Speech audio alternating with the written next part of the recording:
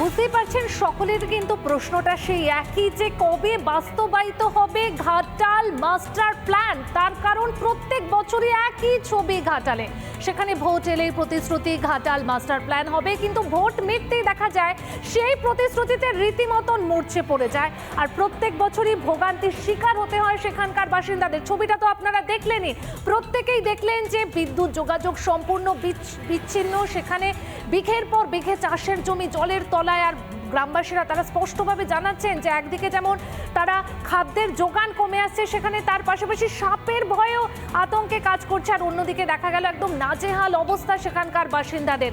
সেই ছবিটা তো আপনাদের সামনে আমরা তুলেই ধরলাম। অন্যদিকে আরও একটা ছবি দেখাই, যেখানে উদয়নারায়ণপুর, আমতা থেকে খানাকুল, পাঁশকুড়া, চারিদিকে শুধু জল আর জল, অর্থাৎ এখানেও সেই ছবিটা একই, চলছে নৌকো করে যাতায়াত। ঘরবাড়ি ছেড়ে ত্রাণ শিবিরে আশ্রয় নিয়েছেন দুর্গতরা।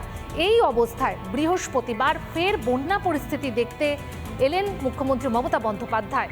পাঁশকুড়া থেকে উদয়নারায়ণপুর ঘুরে ডিভিসিকেই ফের দায়ী করলেন মুখ্যমন্ত্রী, জানালেন ডিভিসির সঙ্গে সম্পর্ক ছিন্নর কথা।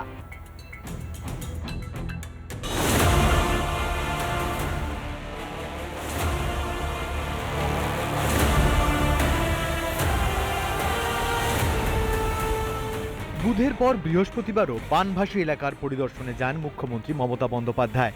পূর্ব মেদিনীপুরের পাঁশকুড়া পরিদর্শনের পর হাওড়ার উদয়নারায়ণপুরে যান তিনি। বৃহস্পতিবার দুপুরেই মেদিনীপুর সার্কিট হাউস থেকে পাঁশকুড়ার উদ্দেশ্যে রওনা দেন মুখ্যমন্ত্রী মমতা বন্দ্যোপাধ্যায়। পাঁশকুড়ার মঙ্গলদাড়ি এলাকা কিন্তু পরিদর্শন করেন তিনি, এবং এরপরই তিনি হাওড়ার উদ্দেশ্যে রওনা দেন। জলমগ্ন চতুর্দিক, কোথাও হাঁটু সমান তো কোথাও এক কোমর, তারই মধ্যে ত্রাণ না পাওয়ার ভুরি ভুরি অভিযোগ।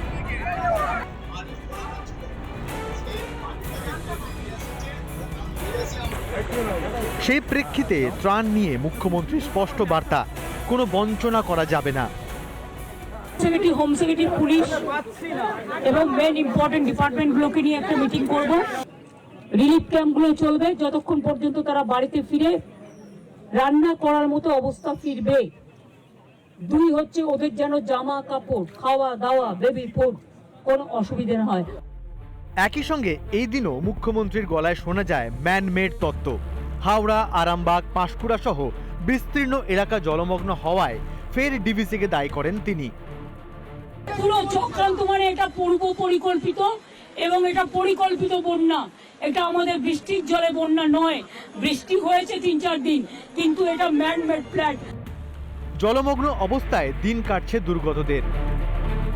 কবে পরিস্থিতি স্বাভাবিক হবে সেই দিকে তাকিয়েই সাধারণ মানুষ। এই অবস্থায় দোষারোপে ব্যস্ত স্বয়ং মুখ্যমন্ত্রী। রিপাবলিক বাংলা। অভয়া হত্যাকাণ্ডে তদন্তের অগ্রগতি থেকে শুরু করে চিকিৎসকদের আন্দোলন, সমস্ত আপডেটের দিকেই আমাদের নজর থাকবে। তবে এর পাশাপাশি দক্ষিণবঙ্গের দিকেও আমাদের নজর রাখতেই হচ্ছে, তার কারণ সেখানকার একাধিক এলাকা জলমগ্ন। থেমেছে বৃষ্টি, সরে গিয়েছে নিম্নচাপের মেঘ। তবে গত কয়েকদিন ধরে যেভাবে নাগারে বৃষ্টি হয়েছে তাতে বানভাসী দক্ষিণবঙ্গের একাংশ। বৃষ্টি থামলেও হয়নি অবস্থার কোনো উন্নতি। কোথাও কোমর সমান জল, তো কোথাও আবার বুক সমান। চরম ভোগান্তি আরামবাগ, উলুবেড়িয়া, পাঁশকুড়ার বাসিন্দাদের।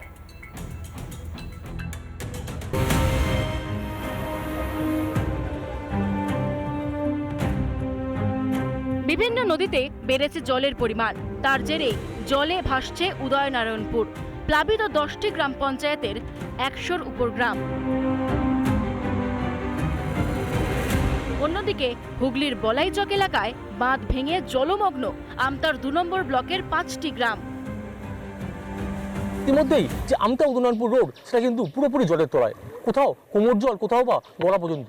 ফলত হাওড়া থেকে পুরোপুরি বিচ্ছিন্ন হয়ে পড়েছে উদয়নারায়ণপুর। একমাত্র যাতায়াতের ভরসা নৌকা। ইতিমধ্যে প্রায় 35,000 লোককে উদ্ধার করে নিয়ে যাওয়া হয়েছে ত্রাণ শিবিরে, সেখানে তাদের থাকা খাওয়ার ব্যবস্থা করা হয়েছে। বিভিন্ন জলাধার থেকে দফায় দফায় জল ছাড়ায় বন্যা পরিস্থিতি আরামবাগে। খানাকুলে নদী বাঁধ ভেঙেই গ্রামে হুহু করে জল ঢুকছে। মুন্ডেশ্বরী নদীর জলে প্লাবিত হাওড়া ও খানাকুলের বিস্তীর্ণ এলাকা, বাড়ছে পানীয় জলের সংকট। আমি যে ঠিক যেই জায়গাটা দাঁড়িয়ে রয়েছে এটা কোনো পুকুর বা ডোবা নয়, ঠিক এই জায়গাটা কিন্তু রাস্তা এবং এই জায়গাতে কিন্তু মানুষজন বসবাস করেন। পিছনে যে বাড়ি রয়েছে দেখতে পাওয়া যাচ্ছে যে সেখানে কিন্তু ইতিমধ্যেই জল ঢুকেছে। এরকম অসংখ্য বাড়ি রয়েছে, সেই অসংখ্য বাড়িতে কিন্তু জল ঢুকেছে ইতিমধ্যেই। পুরসুরায় বন্যা এলাকায় ত্রাণ দিতে গেলে বিক্ষোভের মুখে পড়তে হয় মিতালি বাগকে।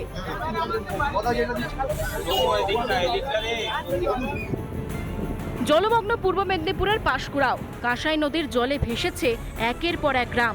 জলের তলায় একাধিক বাড়ি, কৃষি জমি। এই যে জায়গাটা এটা কিন্তু 16 নম্বর জাতীয় সড়ক, বুঝতে পারছেন? এই 16 নম্বর জাতীয় সড়কে কিন্তু 1 হাঁটু পরিমাণ কিন্তু জল চলে এসেছে এবং এটা একাধিক জায়গায় এই জলস্তর বৃদ্ধি পেয়েছে। গত কলকাতামুখী যে রাস্তা দেখতে পাচ্ছেন, এই কলকাতামুখী রাস্তা কিন্তু এক প্রকার কিছুক্ষণ পর জলস্তর বৃদ্ধি পেলে বন্ধ হয়ে যেতে পারে। কবে এই জল যন্ত্রণা থেকে মুক্তি পাবেন বাসিন্দারা? কবে হবে এর স্থায়ী সমাধান? রিপাবলিক বাংলা।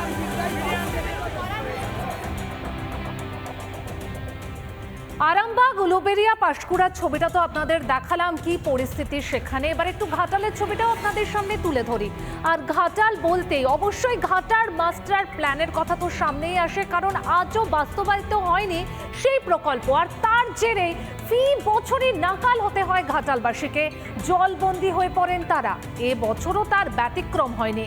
নিম্নচাপের বৃষ্টিতে জলের তলায় ঘাটালের একের পর এক গ্রাম, নেই পানীয় জল, বিদ্যুৎ বিচ্ছিন্ন এলাকা, চরম দুর্ভোগে স্থানীয় বাসিন্দারা। দেখুন ছবিটা।